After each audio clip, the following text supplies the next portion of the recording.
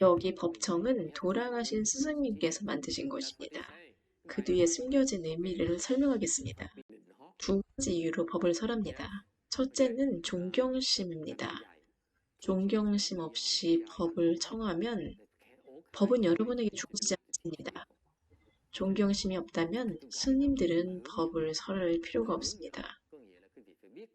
이것은 서양 교육하고 다릅니다. 불교에서는 어떤 것을 지불하지 않아도 됩니다. 법사가 설하기 위해 유일하게 필요한 것은 존경심뿐입니다. 법을 배울 때 모든 것은 무료입니다. 그것이 대승의 전통입니다. 두 번째 조건은 무엇인가요? 법은 자비심으로써 여러분에게 사려집니다. 더 유명해지기 위해서 법을 설하는 것이 아닙니다. 법사가 여러분에게 자비심이 없다면 여러분에게 주어지는 법은 그렇게 심오하지 않습니다. 법사들은 당신에게 법을 설합니다. 당신의 고통을 덜어줄 희망을 보기 때문입니다. 어떤 경우에는 법을 듣고 실제로 고통, 괴로움, 어려움이 사라질 수 있습니다. 자비심에서 나온 것입니다. 법은 당신뿐만 아니라 채권자에게도 말하고 있습니다. 모든 중생, 보이지 않는 모든 존재에게도 법을 설합니다. 그리고 미래의 모든 사람들도 포함됩니다. 선화상인과 같은 위대한 보살들은 그곳에 있는 사람들뿐만 아니라 미래의 사람들을 위해서 법을 설했습니다. 세 번째는 우리에게 법을 설해달라는 뜻입니다. 우리를 가르치고 인도하기 위해서 전에 몰랐던 것을 가르쳐주고 인도해달라는 뜻입니다. 불교에서 가이드는 무엇인가요? 이 가이드는 열반으로 가는 길을 알고 있다는 뜻입니다. 다른 사람을 가르치기 위해서 모든 종류의 방법을 알고 있다는 뜻입니다. 안내는 길을 알고 있다는 뜻입니다. 열반으로 가는 길을 모른다면 어떻게 안내할 수 있습니까? 생사를 끝내고 고통을 떠나 안락을 얻는 방법. 거기에 도달하면 여러분은 생사를 초월합니다.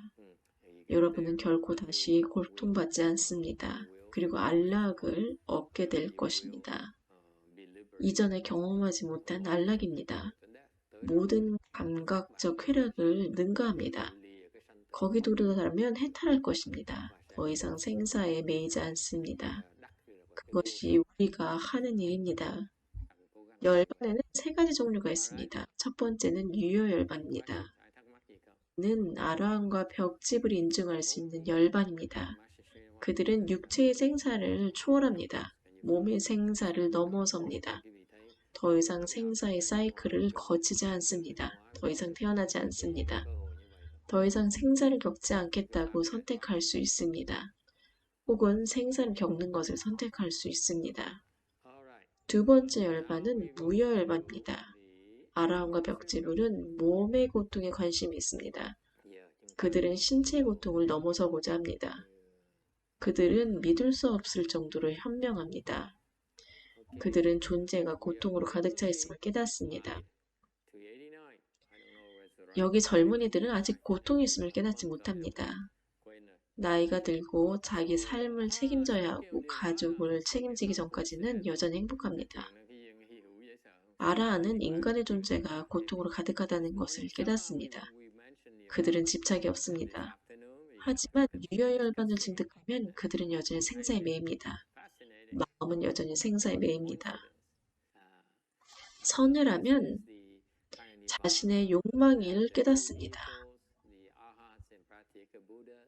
거기 앉아 있다가 어느 날 욕망을 봅니다. 그리고 욕망과 생각 사이에 연관을 보게 됩니다. 계속 수행을 하면 이것을 분명히 보게 됩니다. 하지만 그것을 보기 전에는 다리 통증을 겪어야 합니다. 욕망은 어디에서 비롯됐습니까? 당신의 머리에서 비롯됐습니다. 욕망은 궁극적으로 고통으로 귀결됩니다.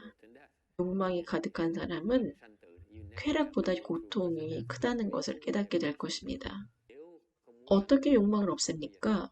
대부분의 사람들은 욕망이 괴로움을 깨닫고 나면 욕망을 없앨 수가 있습니다. 그것은 즐거움이 아닙니다. 욕망은 즐거움보다 괴로움을 더 많이 가져옵니다.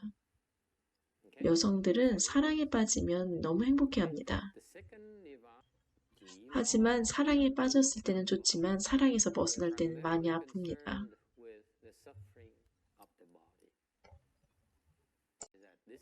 우리는 욕망이 바람직하지 않다는 것을 깨달아야 됩니다.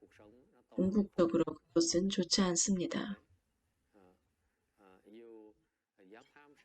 욕망을 내려놓는 방법은 실제로 그것을 확인하는 것입니다. 그것을 볼 때까지, 괴로움을 볼 때까지 그것을 내려놓을 수가 없습니다. 당신이 할 수 있는 일은 아무것도 없습니다. 부처님도 당신을 위해 해줄 수 있는 것이 아무것도 없습니다.